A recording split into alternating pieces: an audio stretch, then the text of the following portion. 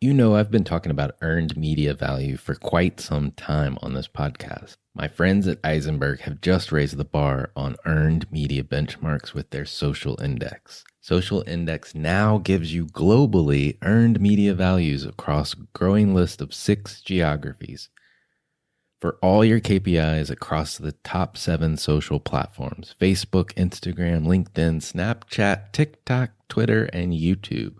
You can now visualize these values for deeper analysis, and they have a look back window over 2 years of historical comparisons. Social Index is updated daily. Don't get stuck with old data. Over 1,000 companies have used the Social Index to understand the ROI of their social campaigns. And if you work with a social agency, you should demand they incorporate earned media values into your reports. Get your earned media value for social content. Visit earnedmediavalues.com/Alan. Again, that's earnedmediavalues.com/ALAN.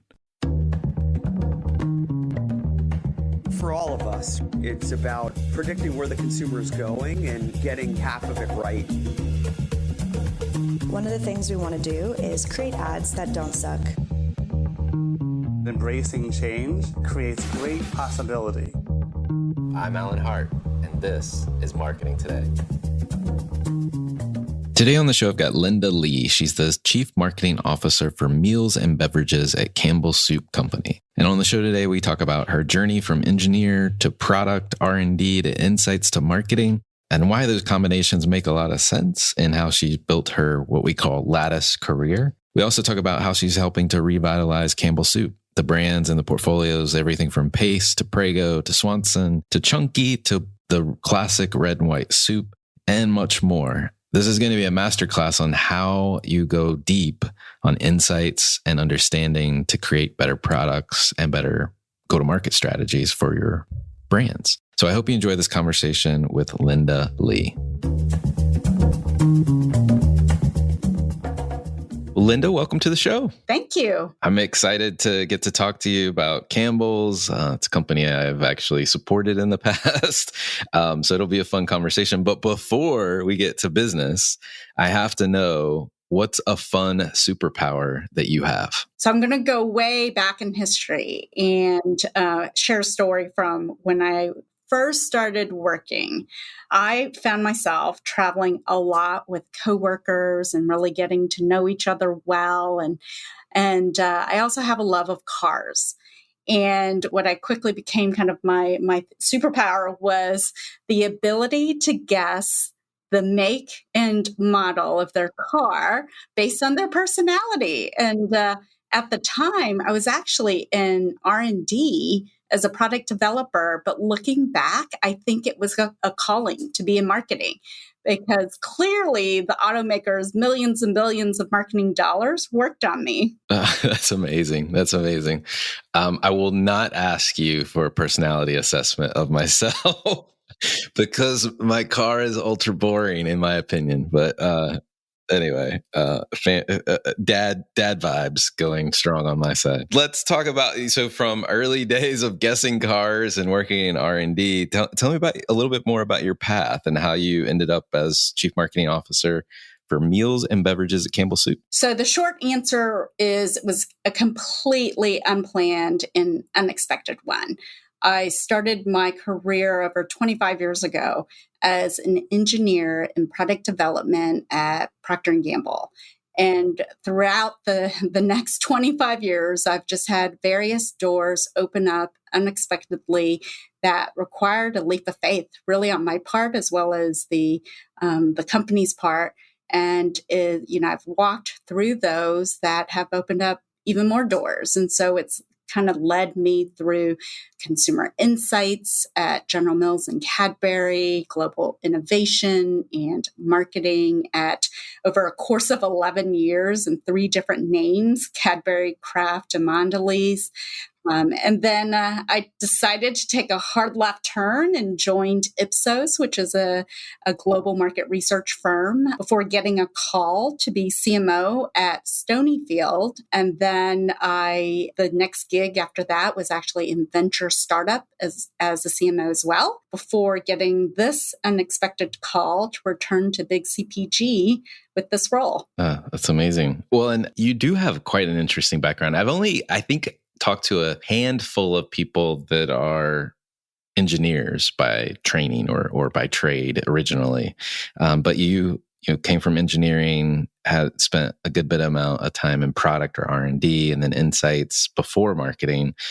Was marketing always in the plan, or did you just kind of like find your way there eventually? Not at all. And to be honest, I didn't even know marketing was a career path until I joined P&G. And in working with my brand partners, I quickly realized I was always asking questions and intrigued by the brand strategy, the consumer, brand positioning, and just overall general management. And so I even took the GMAT at some point. But the opportunity cost to go back to business school full time, it never made sense. So I knew I loved all of the commercial and brand aspects and was always curious and trying to influence my marketing peers. It was just a bit of, I guess, the serendipity of opportunities that came about that got me closer and closer. So as you referenced, through insights, innovation, even general management before getting into a traditional brand marketing role. That didn't happen until 2012 when I was returning from China. I was launching gum in China. In 2012, I came back to run Ritz, and that was my first traditional marketing role. Ah, wow. That's amazing. An international experience to boot on top of everything else. So, I mean, you've got, I think you mentioned this term the last time we were talking, you've got really this lattice of a career that you've built. Did you think about it like that? I mean, as you were taking each of these different posts or different types of twists and turns, what are you thinking? Maybe. To be honest, every big career decision I've made, I really believe the term follow your heart. That is what has driven my decisions, a bit of trusting my gut and following that, even though rationally it made no sense and usually involved a high level of risk, whether it was moving to a different state or moving to a different country. In some of my moves, I felt like I really had no return ticket. There was no safety net of if it doesn't work out, what happens. Or in some ways, many of the roles I've had, I actually didn't have any proven track record in that type of role. And so a bit of leap of faith that all will work out. Well, as we talk about risk and taking on new risk, before joining Campbell's, you were in an entrepreneurial kind of startup growth company. What made you go from small back to big again? Again, not part of the plan, but I've always been driven by three things: challenge, brands, and people.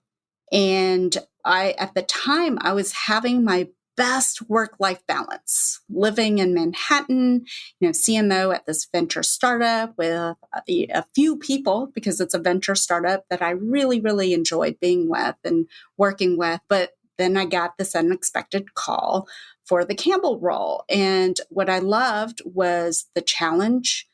Soup had been in a long-term decline, the category. I loved the brands. There are a few brands that are more Americana than Campbell's. And I'm also from Texas, so Pace is the only salsa I will eat. And I trusted and respected several key leaders who had joined Campbell's, including Mark Klaus, the CEO. And I loved the opportunity to be able to bring my experiences from both big and small CPG to Campbell. I have this like meta moment in my head right now where you sitting in Manhattan from Texas, loving Pace, going, didn't they have a like catchphrase like New York City or something like that? God, you're totally right. I hadn't even thought of that, but you're absolutely right. It just came like flashing in my head, this little like pioneer man sitting on a log going, New York City.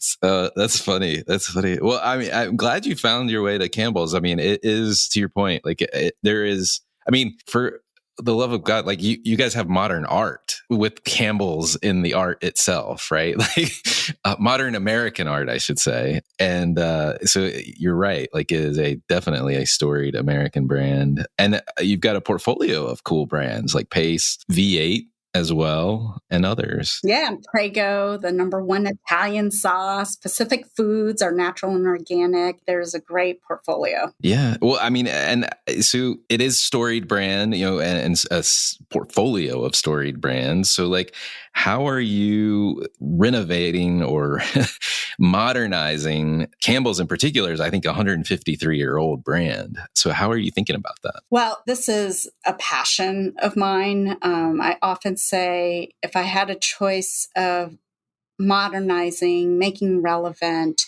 in a long time brand versus launching a new one. For me personally, I think the former is easier than the latter, having done both. And so I think I love modernizing brands that have, stood the test of time, but they've stagnated or, found themselves in an unstable or challenging position.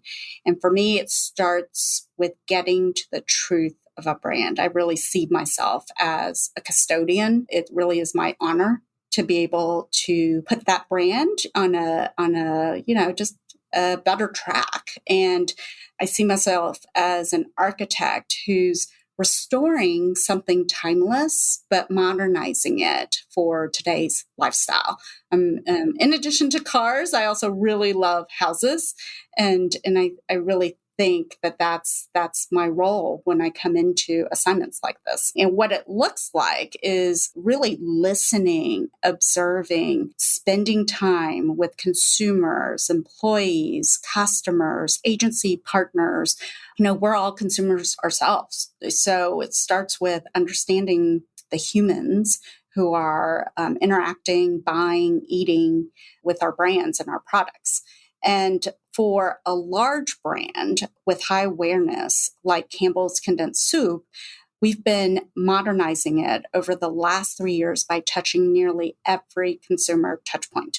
The food, the communications, the packaging, it really is all around. And you're coming into a portfolio like this and you talk about the customer insights. Like, is that where you started or where do you start? Because you've also got just a ginormous portfolio too. I do. And so where I tangibly start is actually the first thing I did when I joined Campbell was asked our insights lead to set up in-homes so that I could go literally hang out with consumers who buy and use our products. And on both sides of either they're kind of, they switch a lot, as well as people are just loyal advocates of the brands. So that was, I think, the first thing I did was to immerse myself, but to kind of step back from a general approach. Because I'm an engineer, I think I use the scientific method when I start in a new role on a new business. And that is ask a question, gather your data, construct your hypotheses, test your hypotheses by doing experiments, analyzing the data, and drawing a conclusion, and then sharing your results. That's your standard scientific method. And so for me, the question was, well, how do we get younger consumers to be attracted to our brands? And my data sources included product performance, brand health, purchase behavior, understanding the competitive set, what I just described, firsthand talking to various cohorts of consumers, and then digging into past communications to really get to the truth of the brand. I feel like there's usually a lot of data. And if you just, before creating new data, kind of live in that and develop hypotheses. Don't just get to one conclusion and have to go with it. I think it's important to have multiple hypotheses that you then test and learn, optimize before you can then say, this is the best way forward. Thank you for sharing that, because we don't talk about the scientific method enough on this program.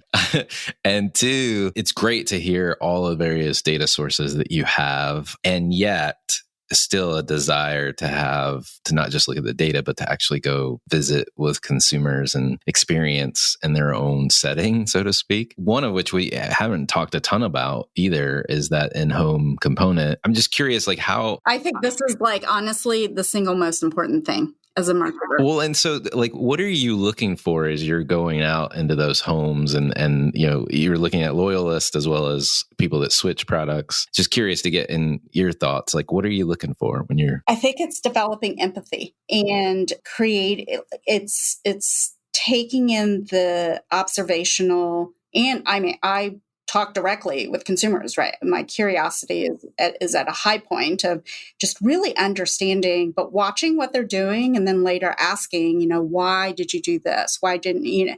I think what it does is it builds your gut and it builds your intuition. It helps you connect the data points that you've got back in the office. And I think too often we're looking at a screen or a bunch of screens with lots and lots of data. It is difficult to connect the dots of various data sources to develop cohesive hypotheses without getting firsthand touch and understanding and empathy of our consumers and how they are living their lives. And therefore, where do your products or categories or brands intersect with their broader life?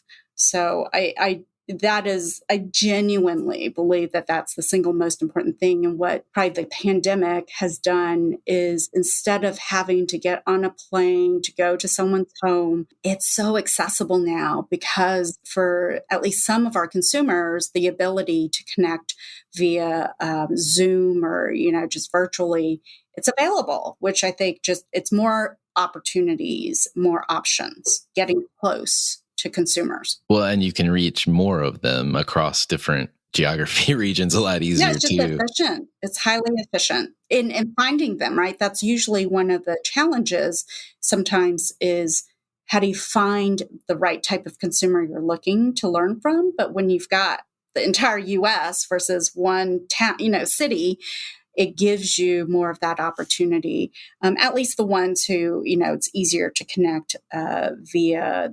the virtual channel. I don't know if this was a result. This may have predated you. I can't remember when I saw this commercial, but I believe it was a Campbell's condensed soup commercial. It's a mom going through the grocery store, and I think you just see her from behind. She's basically pushing the cart out, and she grabs, there's Campbell's logo, maybe a Campbell's couple voiceover type things, and you see her grab a red wine bottle, and it's like soup and wine. Yes. and I don't know if it was like a snowstorm, going overhead on the overhead speaker or what it was, but I was like, that's an insight. Yeah. Easy meal and mom needs wine. Yes. So I was like, wow. People can relate. Yeah, you totally can relate. I mean, I'm not a mom, but I can totally relate. I'm picking up the 6-pack. Yes. And maybe more than 6. It depends on how big the storm is going to be. But yeah. And I was like, one, I hadn't seen a red and white, like a Campbell's generic, Campbell's master brand ad in a while. And two, I was like, that's a critical insight, and authentic to real people. It was really relevant. And I think that type of richness, to your point about being with consumers and seeing it in their eyes and building that empathy and gut, I think is what you were talking about, building your intuition. You can't get that from numbers, it's so, you really can't. And I always say, and I'm an engineer, so I love numbers, but you work long enough and you realize numbers can support any story. So you got to start with a hypothesis that is informed by your experience, by your observations, a multitude of data sources, not just one. it is so critical to use that skill versus purely looking at spreadsheets and doing analyses without that foundation. So you've built your knowledge base, you've got this insight, you've got this kind of rich human empathy component to it as well. How do you think about that then driving either product innovation or development in general? Yeah. And when it comes to product innovation, definitely have to strategically use that. Normally, I would say there's two buckets. One is there's usually just a ongoing level of new news that both customers and consumers seek from brands. It keeps those brands modern, show up in a modern way. It shows that you know what's trending. How does that intersect with your product lineup and your brand? And so there's always what's that ongoing level of closer in innovation that achieves that news need, but it's usually not highly incremental. It just helps keep your base stable. Then there's the other bucket of innovation that is further out, as in it really helps you gain new segments of consumers or occasions. But it also requires likely a little more support to explain to people what it is and why is this brand offering it. But that is very much in building that future and building the incrementality to the overall growth. Well, and as you think about that new news, like I'm curious if an example is in your head, just for people that are listening to this. Definitely. We have a couple of live ones as we speak. This past year, we launched chunky, spicy chicken noodle soup. And, we've always had chicken noodle soup and chunky. Making it spicy, it seems like, wow, that didn't exist. And right? It seems like, of course, that should have already existed, but it didn't. And it has just been a tremendous success this year. That is, you're providing news. We also know when it comes to spicy flavors, younger consumers are very much attracted to it. So just a really smart, closer in innovation. Yeah, that's a really great example. And I'm envisioning like a spicy soup war in your future. Oh, yes. like the chicken sandwich. That might be happening as we speak. That's funny. That's funny. So now you've got like you've got the insight, you've got maybe a revitalized pipeline in terms of, closer in, further out innovation. How do you then go from there to taking that concept and strategy and bringing it to life, either in the sales channel or in the go-to-market approaches? Here is where I'm probably a bit of a traditionalist. What I mean by that, it is back into the basics, going from concept onto a shelf, whether it's a digital shelf or a physical shelf. There's a lot that's happening in between. And that is essentially bringing to life the proposition in the food, the packaging, the experience. And that is where I use the traditional tools of whether it's concept and product testing, having stimulus through either written words and pictures or through prototypes and prototypes. It's so important to get these into the hands of the consumer, to gather that data. This is a bit of the scientific method of testing different things before, and it's in service to optimizing, ensuring that the actual physical experience matches up to the concept and the strategy that was developed, which then, of course, you then get into route to market and sales channels. And I think, for most of our brands in this portfolio, it is all about, I'd say that in general at Campbell's, one of our calling cards is about accessibility to all. So for us, every sales channel matters, just like every one of our businesses matter, though we do prioritize. And prioritization, I think, is a critical element of ensuring that we are resourcing properly the biggest areas that we need to win in. But that is a bit of my thought process is we kind of bring to life a concept and a strategy. Well, I like it, and it makes a lot of sense to the scientific method, and that rigor comes back into play because you're making, well, two things. One, you're trying to figure out what the forecast is going to be so you don't buy too much of any one thing. And then two, trying to optimize and refine. And you need to do that, you need to know why, right? Like, and what to change. And that requires a added sense of rigor you can't get from the qualitative stuff we were talking about before. Yeah. And, being at a large CPG, we're also, I'd say 80% of what we do, it is about going big day one because we can't. It's leveraging our strength of scale. But there is, maybe 20% might be too big of a number, but it's more the 80-20 rule. We do have things that we say, we're going to start smaller. And in that approach, it is a bit more agile, and we are a bit choosier to which channels we're doing it and how we're learning and optimizing in market. And then certainly, which consumers are we targeting? But that really is a fraction of the bigger portfolio, which our strength again is in that scale. Yep. No, that makes perfect sense. Well, I can't wait to try some chunky, spicy chicken noodle soup. It's awesome. And I will tell you, we're definitely winning the spicy soup wars right now. The gauntlet has been thrown down. Yes. That's funny. Well, one of the things we like to do on this show, besides talk about the business, is to get to know you a little bit more. We know that you have this special talent for predicting what people drive, but I'm curious if there's been an experience of your past that defines or makes up who you are today. So I'm going to go really deep and say, just share really who I am and what drives me. On both sides of my family, my parents and grandparents had to escape to Taiwan during the Cultural Revolution in China. And then in the early 70s, my parents left Taiwan with nothing but an education and a dream to give their future kids more opportunity. And so my life, my mind is truly a cherry on top. I don't take a day for granted. And I truly, truly believe that if I don't wake up happy every day, I'm disrespecting what they had to sacrifice to give me the life that I have. So I'm truly blessed and grateful. And I think this is why I don't sweat the small stuff and even the big stuff when it comes to my career. And I think that's actually been what's allowed me to say yes to the things that most people won't.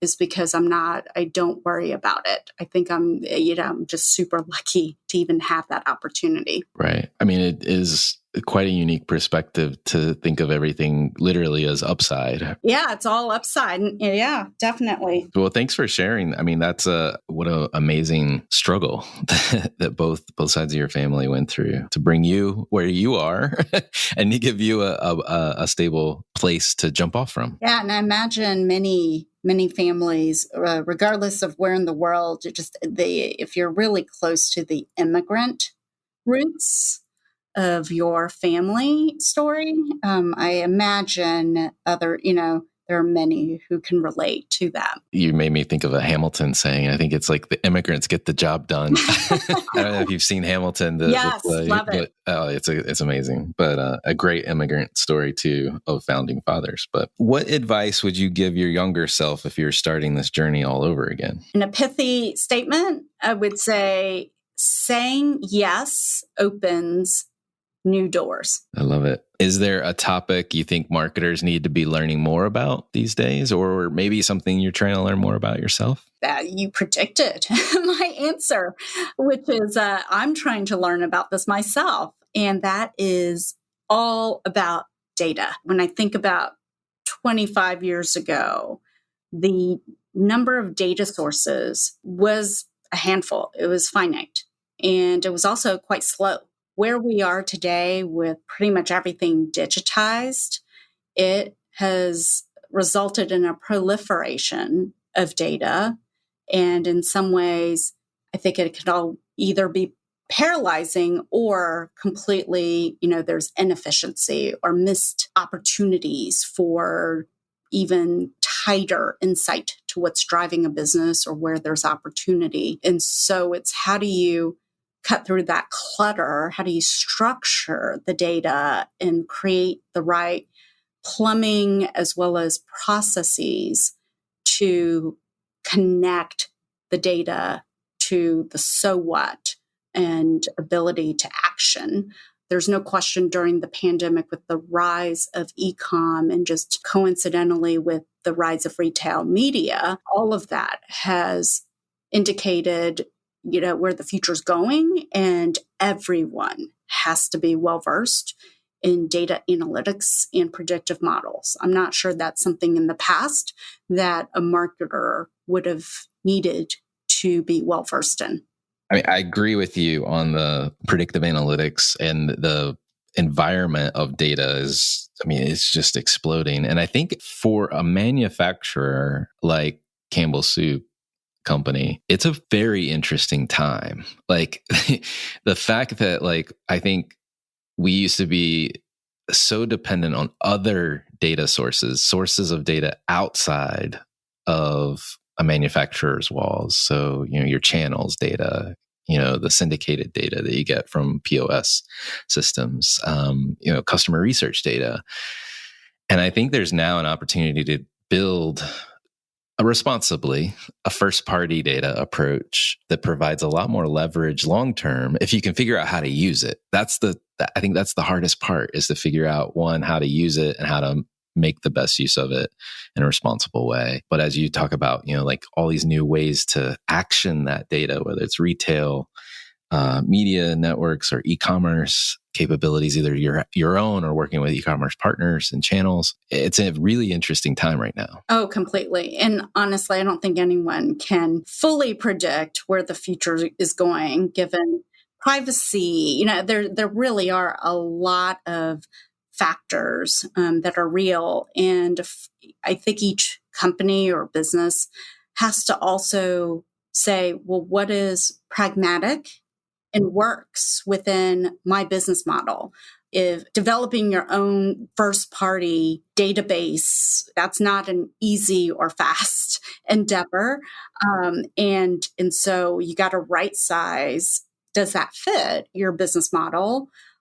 If it does, great. If it doesn't, what then must you do to be able to be competitive without that? And I think there are emerging options around that too. So it is just a highly dynamic and ever evolving environment. Yeah, no, I totally agree. Totally agree. Well, we know you've got a great stable and portfolio of brands that you manage already, or you're responsible for in some aspects. On a personal note, are there brands or companies or causes that you follow or you think other people should take notice of? So funny thing here, I don't really think I've got any particular brands that I follow. However, where I do follow is in what I used to call my Instamall. So my Instagram feed, I thought of it as basically it was a mall. And nowadays it's TikTok. I feel like these are the places where startup brands seed culture and they really start to shift and influence consumer needs and desires. So I go to it is a bit of where are my consumers that I'm wanting to connect with, be relevant with. Where are they living? And therefore, how do I be in those spaces to see what brands show up, how they show up, what connects, what doesn't, what's different, what's evolving, and I take it as inspiration. I love it. I've never heard that term Instamall. You should trademark that because it totally is. Like if you think about the behavior, you're just scrolling, basically looking at the windows. Yeah, it's window shopping. Window shopping. Last question for you. What do you feel like is the largest opportunity or threat to marketers today? I think we touched on it, which is for those of us who didn't grow up in an industry that owns its own sales channels, that convergence of sales and marketing in CPG is very real now. And you could see it as either a threat to marketing budgets or an opportunity to optimize and maximize your total investments more seamlessly then between trade and A&C. So I think that is the largest opportunity or threat, depending on how you view that. Yeah, I think you're right. Well, Linda, thank you so much for coming on the show. It's been enlightening to hear your story on a personal note and your career journey, but also kind of the work that you're doing at Campbell's and how you're revitalizing. Thanks so much, Alan. So great to meet with you. Hi, it's Alan again. Marketing Today was created and produced by me, with support from my team and podcast editors, sound engineers, and writers at Share Your Genius. Find them at shareyourgenius.com. If you're new to Marketing Today, please feel free to write us a review on iTunes or your favorite listening platform. Don't forget to subscribe on marketingtodaypodcast.com and tell your friends and colleagues about the show. I love to hear from listeners. You can contact me on marketingtodaypodcast.com. There, you will also find complete show notes, links to what was discussed in the episode today, and you can search our archives. I'm Alan Hart, and this is Marketing Today.